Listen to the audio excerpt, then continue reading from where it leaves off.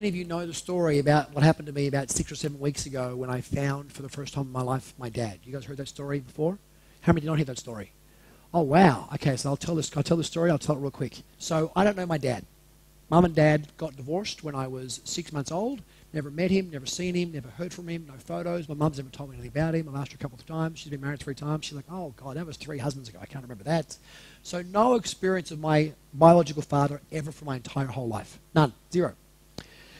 She married a second man who was a really cool guy, and he was my stepdad from 2 till 10. A very nice man, a very dear man. In fact, my son Wisdom carries his first name as his middle name because he was a very big impact on my life. But then she divorced him when I was 10, and she had some children to him. And when she divorced him, he got access to my 2 little siblings, but not to me. And at the time, I was 10, and I didn't really understand that. Plus, this was 35 years ago. People didn't talk about things as much then as they do now. Now, everybody's got 2 dads and 3 mums and second families and da-da-da. But back then, it was kind of a little bit weird. Does that make sense? And so it was a wound for me when I was 10 years old. How come this guy who was my dad, even though I kind of sort of knew that he wasn't my dad, but no one kind of talked about it, how come I no longer got to see him and the other kids did? So it created a real wound for me. Does that make sense? We did all the things you would do. What do? You go use Facebook, you go use Google, you go use the internet, da-da-da-da. We can't find this dude anywhere. It's like, dude, that's crazy. I find his, his birth certificate. I can get access to his birth certificate in Victoria. If you're a family member, you can get copies of someone's birth certificate. I find his birth certificate. For the first time in 20 years, I have some conversations with my mom. She gives me some information. We do the best we can. We cannot find this guy anywhere. Shit. So I get busy. I get caught up. I forget about it for another couple of years. About 2 years ago, I'm getting my hair cut at the little neighborhood salon near my house at Nobby's Beach. And the lady starts telling me a story, and she starts crying. And I said, oh, why are you crying? She said, well, I'm sorry I'm crying. She goes, I've just met my mother. I said, what do you mean? And she goes on to tell me this great big long story about how she's adopted. And for the first time in her whole life, she just met her biological mother that week. And it's been pretty emotional for her. And I was like, have you ever had something happen where you're like, okay, dude, are you talking to me or what? Like, it was like one of those things, like, all right, dude, I fucking get it, all right? I'm going to cry now. So I leave the thing, I go straight away, I Google online like 5 private detectives, I find a private detective, I hire him, say, here's what I've got. I got these 2 bits of paper. What can you do? He's like, shit, that's not a lot of stuff. I said, here's my credit card, just keep charging me until you find the guy. And I forget about it. 5 weeks ago, I've come back. I've traveled a lot these last 6 months. I think we've been away something like 25 out of the last 28 weeks this year. We've been traveling a lot. So I've got a million things to do. If you've been away for 5 weeks, how many when you've been away for 5 weeks, you've got a million things to do the day you land? Me too. It's a crazy day. It's 5:30 in the afternoon, the end of the first day, and I get an email, not me, but my secretary, saying, I think we found him. I was like, what? I get another email back. We're not sure. We think this may be where he is. Great. Okay. So it was like a flurry of emails over the next 45 minutes.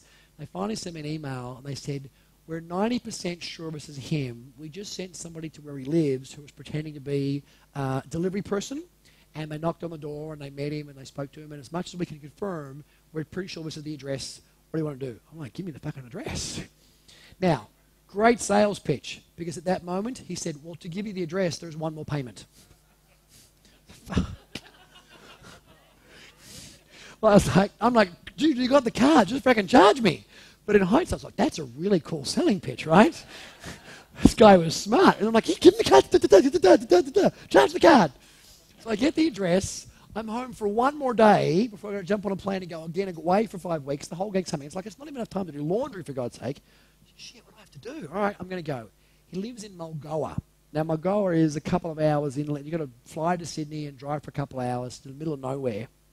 And so I get up at 5 in the morning, get to the airport, fly for 2 hours, get to Sydney, get a rental car, drive for a couple of hours, and I get out to this little tiny farm in Mulgoa, and I drive to the back of the farm, and there's this 1-bedroom little worker's cottage at the back of the farm.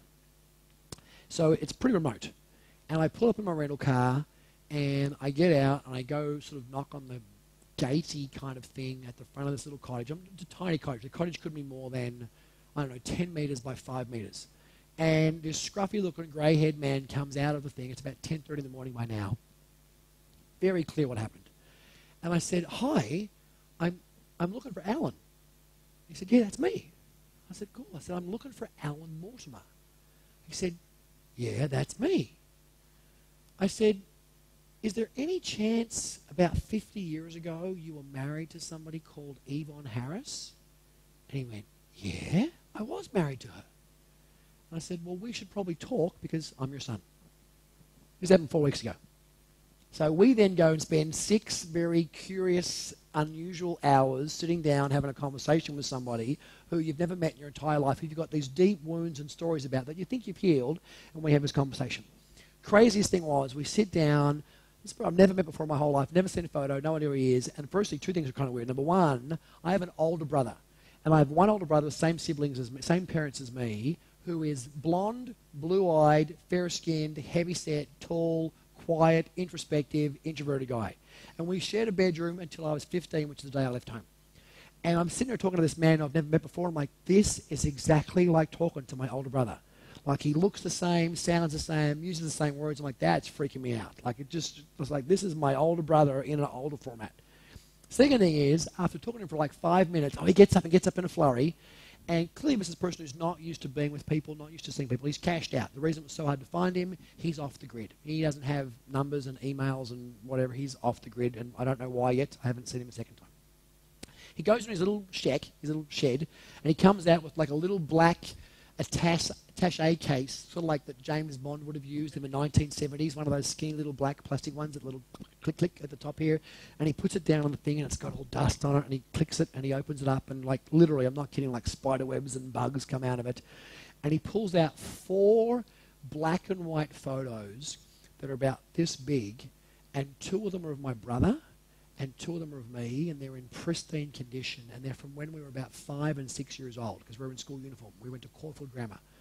And so I'm like, okay, how that? Firstly, I was like, I have those photos. I mean, I have those same 4 photos. They're in my, you know, like when you leave home, when you get married, your parents give you a photo album when you were a kid. Like, those photos are in my photo album.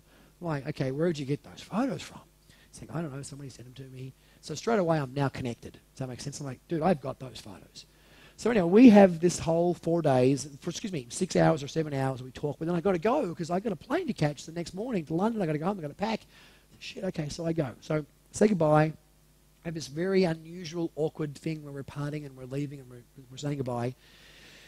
And he kind of hugs me, but you can tell it's been a long time since he's hugged anybody his whole life. So he kind of hugs me, and I kind of hug him back. And so I'm like, I have a dad. It's kind of weird. And so he says goodbye, and I leave. And it's only after I leave that I finally burst into tears and cry the whole way back to Sydney Airport. And I get to them, such a mess by the time I get to the Virgin Lounge. The girl's like, are you okay? I think she needs some help. I'm fine. Trying to be cool while I'm in the Virgin Lounge. Anyway, so I jump on a plane and I go home, and my life gets busy. How many of your life gets busy? And the next day, I mean, I got to pack. I haven't even unpacked for my last 5 weeks. I got to go again. It's like, shit, my wife's like, how was it? Oh, honey, it was a big day. I haven't got time to process. We've got to pack. We've got to do the things. We've got to go. We're on a plane. We hit the ground running. We do events. We do seminars. And all of a sudden, 3 or 4 weeks has passed that quick. If you don't plan and schedule 3 or 4 weeks, my friends, can they go by really quick? Yes or no? So they flew by.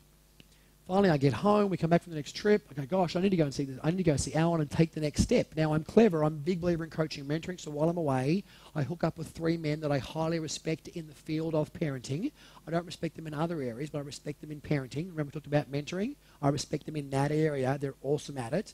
So I got some coaching feedback down. What do you do? What do you do? So great. I'm going to see him again. Before I see him, here's the point of the story. This is how much your whole life can change in one instant.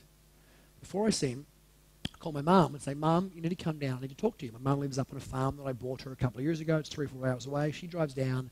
I sit on the back porch at home. I say, Mum, just so you know, I found Alan. She's like, wow, that's amazing.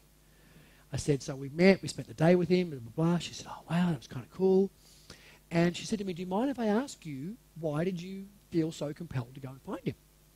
I said, well, because you may not know this. I said, but one of the stories of my life, in fact, the driving story of my life, the thing that literally, if I look back on my life now with experience and wisdom, I can look back and say this and this and this and this and this. The entire 20 years of my life, from about 12 or 13 to about 35, 36, that whole chapter was driven by the fact that I know that my dad didn't love me and that I wasn't good enough. she's like, well, how do you know he didn't love you? I said, well, because when I was 17, remember I went to Melbourne University, I found your divorce papers. I found the settlement that you signed with him where he agreed not to pay you any money, and in return, he got no access. I found it. That's how I know it's true. I know it's true. She looks at me and turns white as a ghost. And she says, I have something to tell you. She said, you know how your grandparents have got plenty of money? I said, yeah.